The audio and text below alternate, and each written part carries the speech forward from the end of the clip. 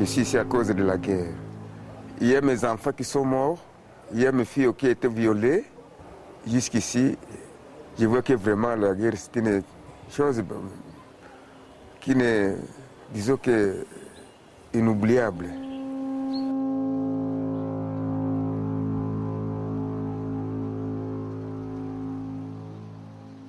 C'est comme si, comme le disait un politicien, le Nord Kivu ou la RDC est devenue la capitale du viol. Un tiers des cas qui se trouvent détenus sont toujours arrêtés pour le cas de viol.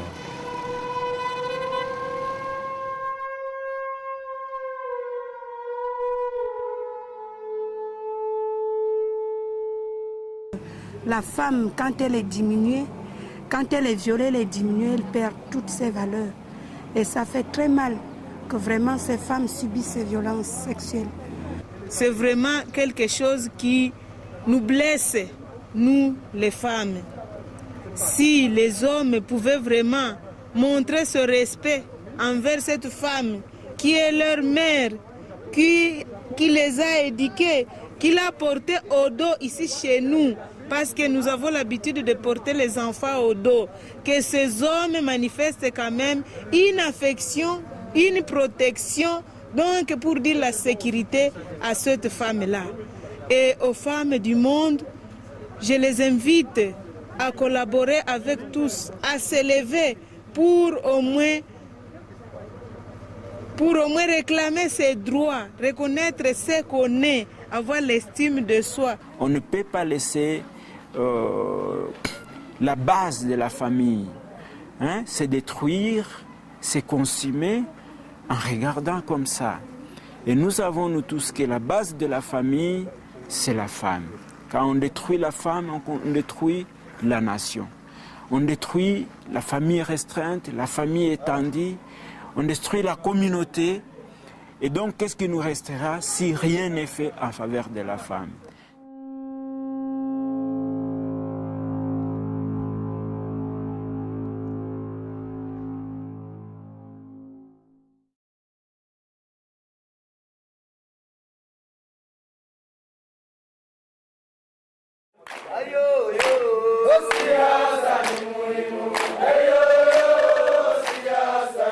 Mon colonel, les éléments des groupes armés de Kitoukou sont rangés pour vous accueillir et vous rendre les honneurs à l'occasion de votre visite d'inspection. La situation vous est présentée par le commandant Kalunga Sédé.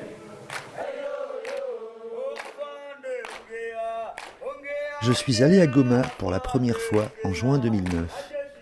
On m'a raconté la guerre et ses horreurs. J'ai rencontré des hommes torturés, des femmes mutilées. On m'a parlé des machettes, des viols, des enfants soldats. Les personnes que j'ai rencontrées, les lieux que j'ai traversés m'ont rapidement confronté à ce que la RDC a de plus paradoxal. La vie et la mort qui cohabitent sans cesse. Et en même temps, j'ai ressenti l'incroyable force de ces hommes et de ces femmes qui luttent et se mobilisent, qui créent des réseaux et des collectifs, qui s'organisent pour que la vie continue.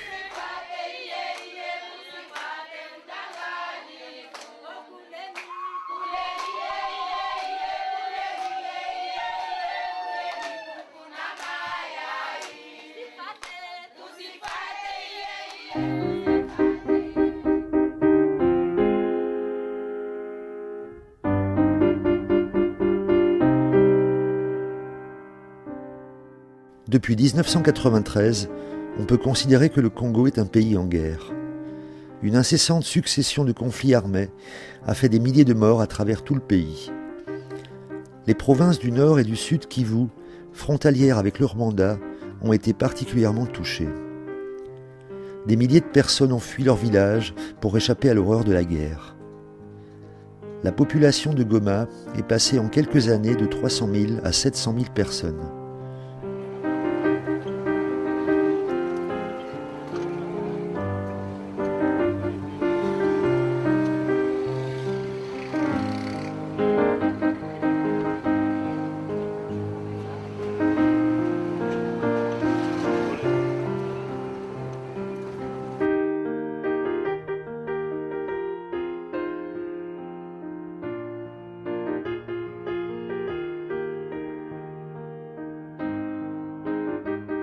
5 camps de déplacés de guerre ont été créés à la périphérie de la ville pour accueillir les milliers de personnes qui fuyaient la violence des combats dans leur village.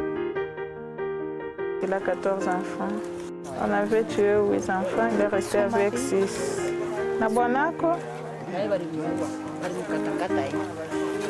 son mari, on l'a tué, on l'a coupé en morceaux.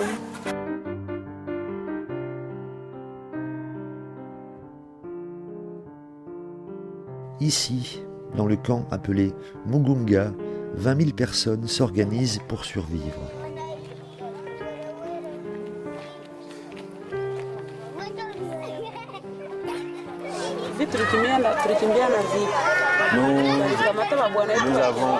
Nous avons fui la guerre, ils ont attrapé nos maris et les ont tués.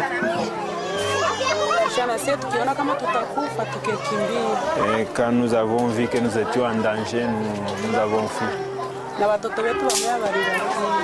Quelques enfants sont restés, on n'a pas pu les récupérer.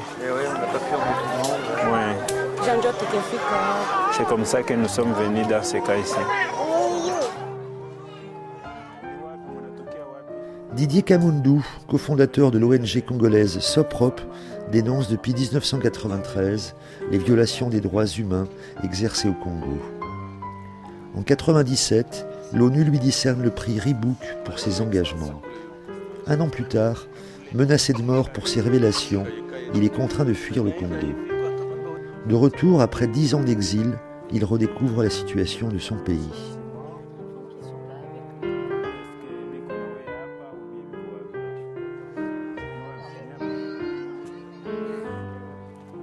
Elles sont pour la plupart des victimes de viols dans leur village. On se retrouve ici. Certaines, leurs maris ont accepté de les reprendre, les autres non. Donc, sont seuls. Oui. La femme ne veut pas parler du viol, tout d'abord, puisque le viol n'est pas facile à vivre dans la communauté congolaise et africaine. La personne qui a été violée est rejetée complètement par la famille et par la société. On ne sait pas voir qu'elle a été victime. On la victimise pour une deuxième fois. Et donc, pour s'épargner de tout ça, elle préfère les garder dans son cœur.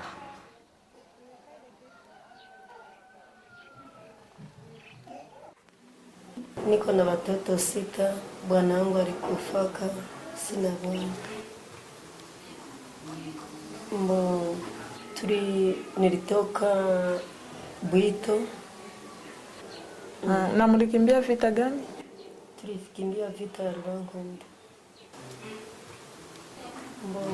Tulianza kimbilia kwanza Goma, Katoi, Kusebeka ya Virunga. Nyuma ya pale tukarudia tena mwezi wa 3, vita ikakuwa mingi sana na ndio nilipata ile shida sana ya bubakaji. Ndio sasa tukakimbilia Musesereka. Benye bananikufia huruma jo hii litakuwa inanitesaka. Mimi naendaka kutembea sana na miguu inateuka. Sasa mwenye ananikufia huruma kuniuliza hii ilitokana na nini, ulivunjika. Nikaona ni mtu mwenye hawezi kuwa na maneno mingi. Mimi namwambia nilikutana na shida fulani.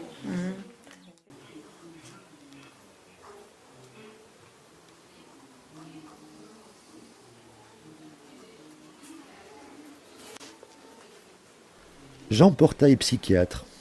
Il poursuit un travail sur la question du traumatisme amorcé dans les années 90 lors du génocide au Burundi et au Rwanda.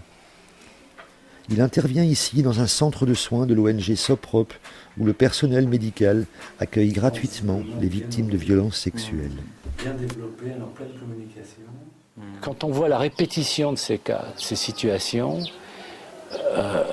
l'esprit s'enraye, enfin, et on a du mal, ça devient presque impossible de distinguer un cas de l'autre, on a tendance à les confuser. Comment aborder chacune de ces femmes en respectant rigoureusement l'individualité, la spécificité de l'histoire, de leur histoire, de ce qui leur arrive, parce que notre esprit arrive à confuser devant la répétition de ces scènes traumatiques. Il y a une espèce de sidération des capacités de l'esprit à la fois à entendre, à écouter, à entendre et à distinguer ce qu'il en est de l'histoire de chacune de ces femmes. Ça devient une espèce d'histoire commune qui englobe leur destin à toutes. C'est une vraie difficulté là qui est posée au cœur de la clinique même.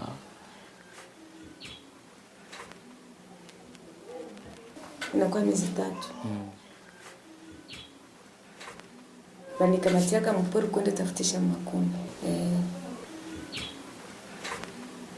Waniachaka kule, waniachama. Sasa walimalizika nani wakamaenda.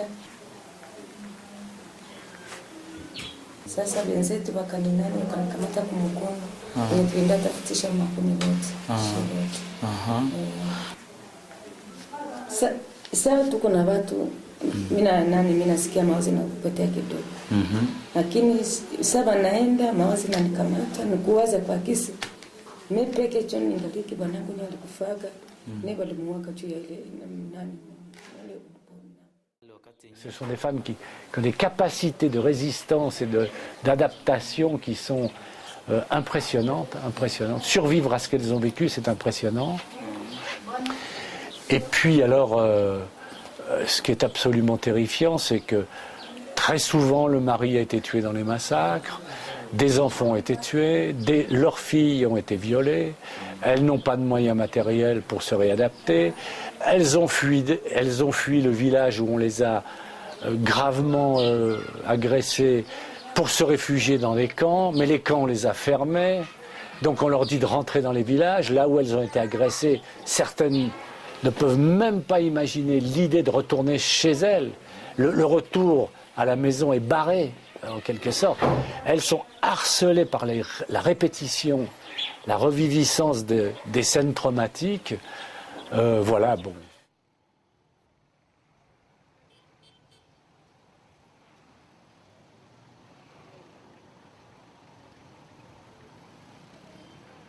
Juin 2010.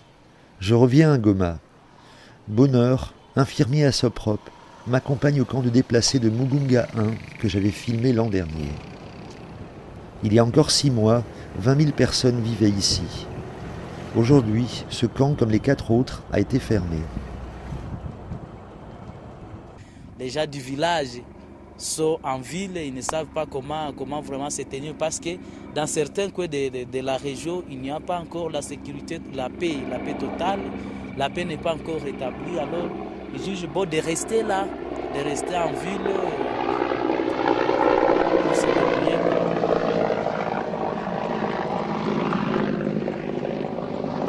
Voilà. Et ça. Et ici, tout cet espace que vous voyez, c'était les camps Mugunga 1, où étaient les déplacés qui venaient de partout là dans les coins de la province. Alors ils ne sont plus là. Ils se sont déplacés. Certains de ces déplacés sont rentrés chez eux et d'autres sont en ville. Comme maman Jeannette était dans ces camps. Et comme vous avez suivi sa déclaration qu'elle ne veut pas vraiment rentrer encore là car elle a de mauvais souvenirs de là où elle était. Depuis la fermeture des camps, certains déplacés sont rentrés dans leur village. Mais pour un grand nombre d'entre eux, cela n'est pas envisageable. Les maisons ont été détruites, certains n'ont plus de famille, d'autres sont trop affaiblis. De nombreux déplacés se sont donc installés provisoirement sur des parcelles autour de Goma, sans savoir quand ni comment retrouver un chez eux.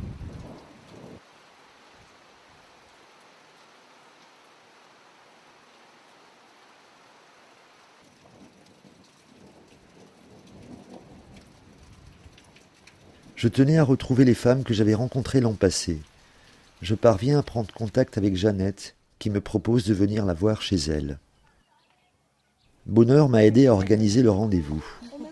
Jeannette nous attend au bord du chemin.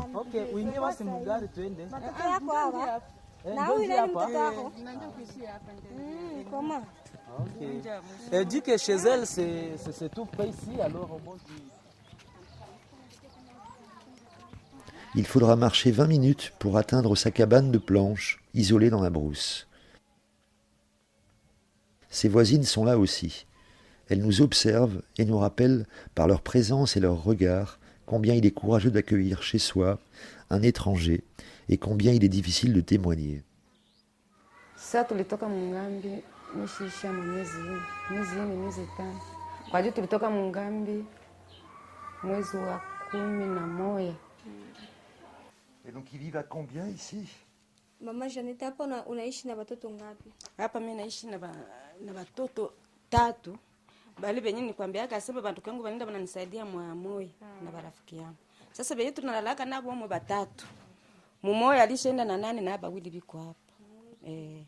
Maman Jeannette reste ici avec 3 enfants. Ces 3 enfants, les 3 derniers cadets, parce qu'il y a les autres qui sont dans les mains de ses amis et de ses familiers. Et donc, elle reste ici avec 3 enfants. Kisi niko na kulisha tuko tunalokota kuko saa moya. Wakati mimi napata kangufu, mimi naenda tafutisha makala, rusayo. Mimi nakia mnatia kwa barabara. Kuko saa kama sina nguvu, naenda kutesha makuni. Mimi natia kwa barabara, tunatosha kwa murungu na tunakula.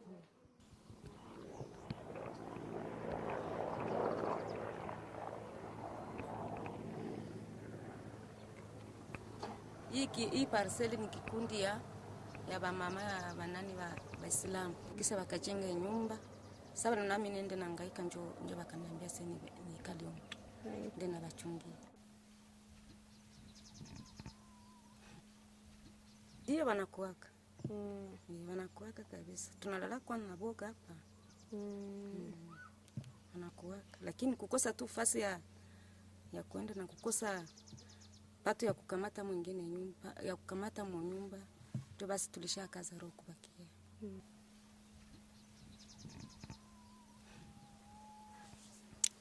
Yes. Hata mimi nakopa.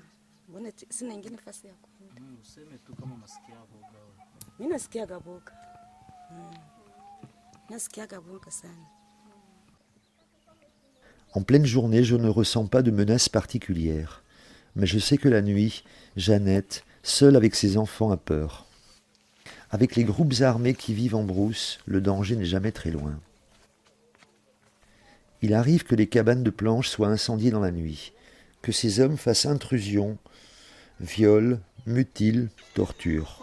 Personne n'est à l'abri, hommes, femmes, enfants. Je m'inquiète pour Jeannette.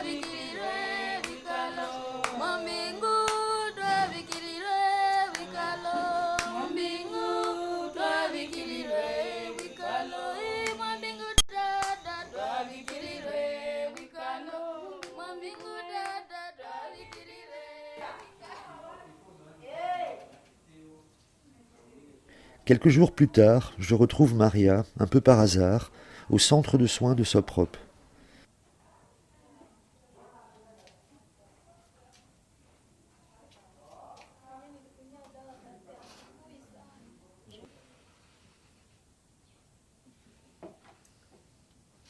Ça va? Merci. Les bananes, de l'eau? Bon, ile maneno kama mimi nasikia mimi naenda iwaza ni kuomba sana sana sana, mimi naomba vinaisha. Andukana havipendage nifika haiko zaidi. Kurudia hakuna kitu kizuri sawa kwabona moto. Kule mashamba iko na hapa kichanga karibu kwenye makimbilio kule ku village wote banakimbiliaga kichanga pale niko na pariseri pale. Lakini nguvu ya kuijenga sina. Lakini pariseri niko nayo. Ningelikuwa na uwezo ya kujenga kama nilishagarudia. Chenye kinanitesa ni kukosa franga ya uchuruzi. kutumikiana njo kwenye kunanisaidia.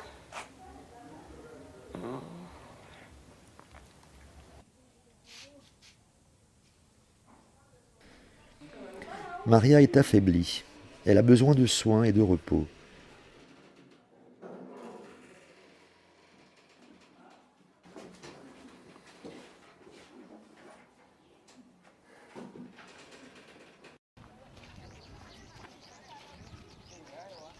Après quelques jours passés au centre de soins, elle pourra regagner son hébergement provisoire, accompagnée de ses enfants.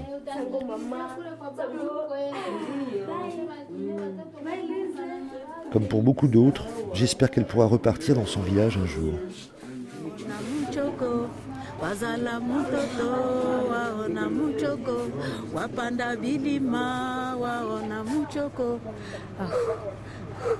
Wamama wachoka,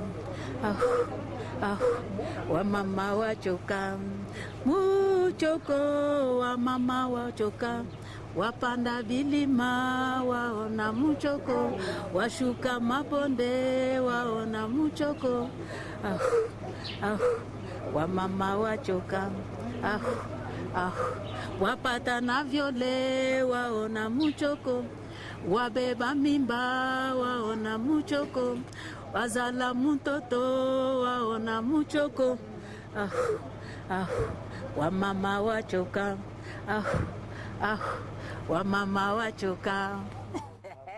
Je retrouve aussi Hélène, accoucheuse, conseillère, mère et veuve de 10 enfants. Elle déborde d'énergie. Nous nous étions rencontrés en 2009. Elle m'avait parlé de ce comité local de femmes qu'elle dirige, Am Kassassa, qui signifie « Femme, réveille-toi ». Ça, c'était ce que vous avez dit tout à l'heure. Elle va nous remettre ça. Accent.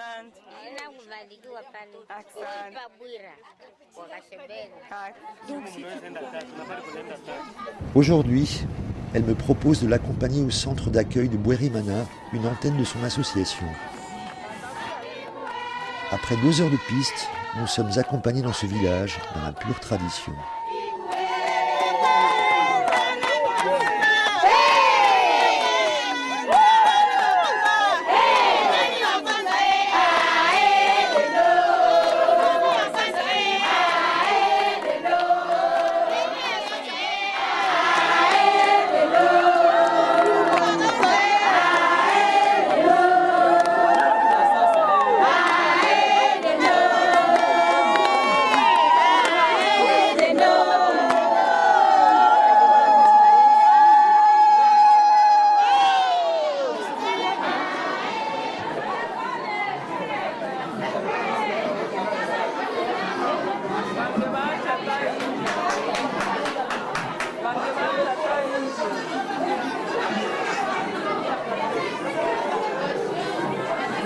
Jambo tena. Jambo sana. Jina langu ni Batachoga Helen. Mimi ni msimamizi wa hii kundi yenye mnajua kama vile Am Kassassa, kama vile Hamame, ndio vile tunaita kungambo ya gisi tunashiriki na bamama. Tunajifunza, tunaangalia mwanamke, mtoto asome ni magumu, mtoto azaliwe ni magumu, mwanamke abebe mimba ni magumu, aingie kwa masomo, mwanamke ndio atatafuta. Unapata kaprisi tena za baba mnyumba, baba tena naye anakusekue, hata jua ile kazi yote yenye uko nayo, we mwanamke unakuwa troublé, unakuwa traumatisé.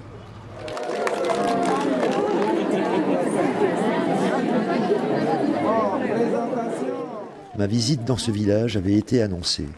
Toutes ces femmes nous attendaient. Chacune d'entre elles a voulu témoigner de ce qu'elle a vécu. Et à chaque fois, les hommes armés, la violence, le viol. Des grossesses parfois, l'exclusion de leur groupe social souvent, et toujours le traumatisme. Si elle marche et l'autre âgé, il paraît que ça gonfle. Son mari l'a accueilli parce que c'était un aveugle. Il ne s'est pas refusé parce que c'est la maman qui fait tout.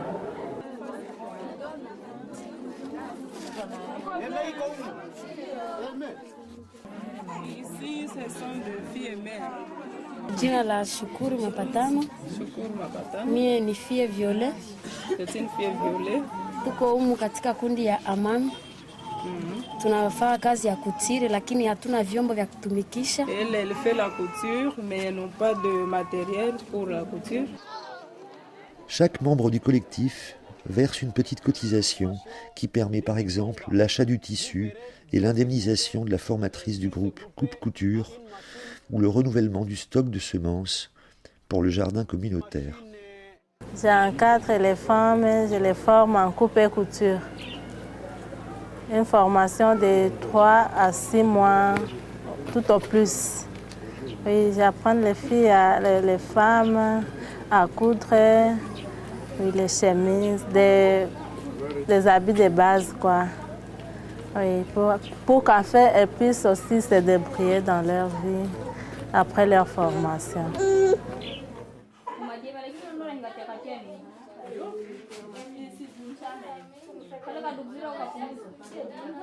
Et la plupart aussi des femmes que je forme ici sont des déplacées.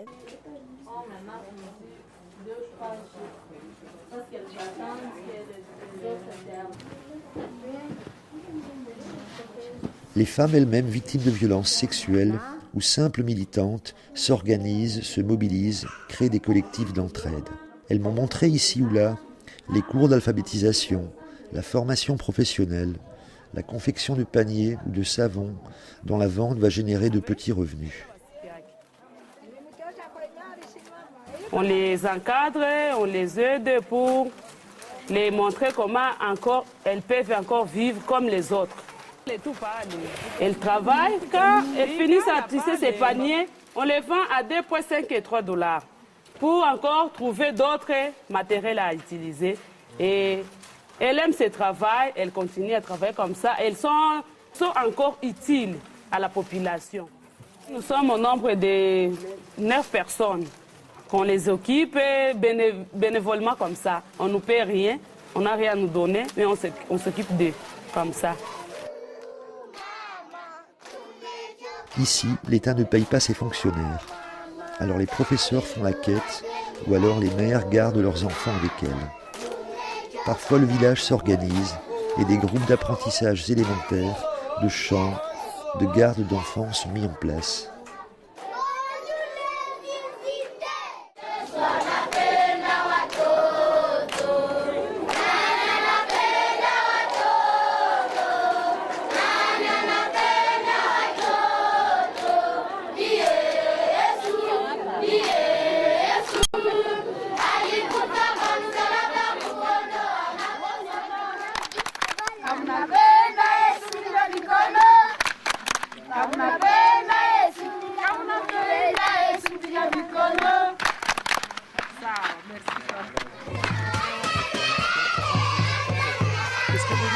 Cette tranche, c'est de 0 à 6 ans.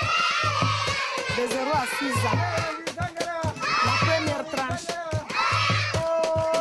Vous voyez comment l'encadreur les occupe. Celui-ci, c'est l'encadreur.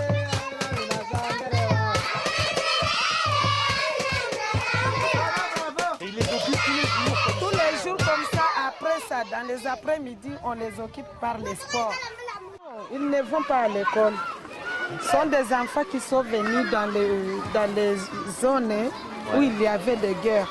Maintenant, nous avons essayé de les occuper, de les détraumatiser. Maintenant, on a fini par la détraumatisation. Nous essayons de les occuper par les veilles scientifiques pour préparation à l'école maternelle et aussi des grandes filles et des grands garçons par des groupes de discussion. Des groupes de discussion. Nous avons aussi cette tente. C'est réservé pour les groupes de discussion. Chaque mercredi et chaque vendredi, nous avons un groupe de discussion. Nous discutons sur certains thèmes. Par exemple, je vous ai dit sur le VIH-Sida ou sur l'hygiène, faire connaissance aussi sur la violence sexuelle. Parfois, on mélange des garçons et des filles, ça dépend du thème. Oui.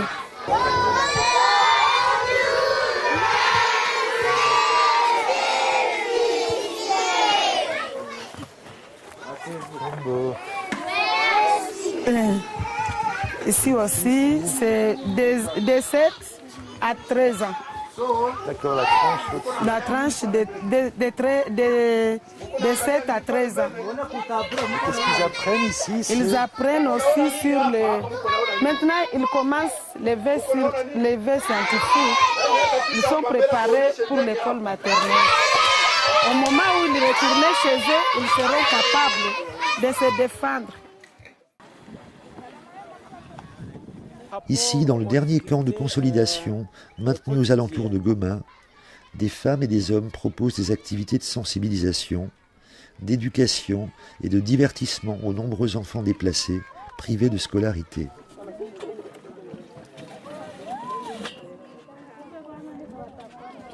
Chaque fois que c'est possible, les femmes et les hommes se mobilisent pour continuer à vivre ensemble, pour trouver les moyens de subvenir à leurs besoins fondamentaux en attendant des jours meilleurs et le retour de la paix.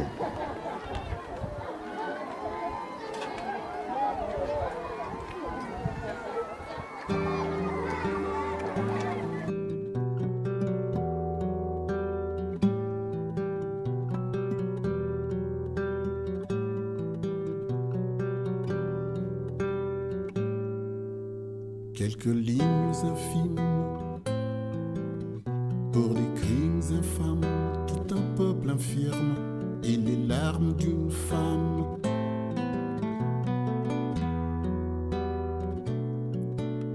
Quelques mots infimes pour des fautes infâmes, la conviction intime d'un immuable drame.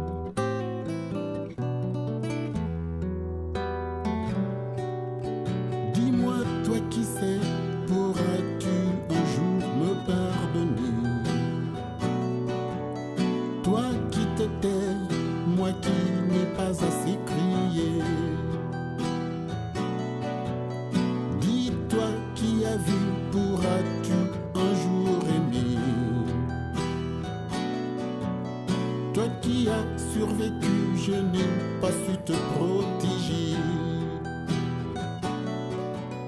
Quelques lignes infimes pour des crimes infâmes, tout un peuple infirme et les larmes d'une femme.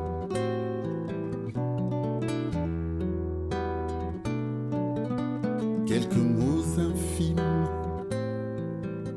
pour des fautes infâmes, la conviction intime d'un immuable drame.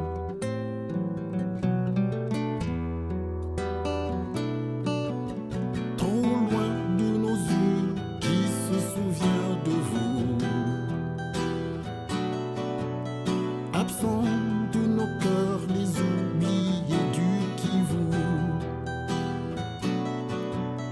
Les jours les plus sombres quand l'aube se change en nuit. La vie n'est qu'une ombre en ces temps de mépris. Quelques lignes infimes pour des crimes infâmes, tout un peuple infirme et les larmes d'une femme.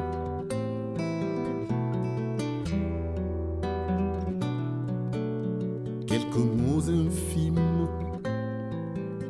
pour des fautes infâmes, la conviction intime d'un immuable drame.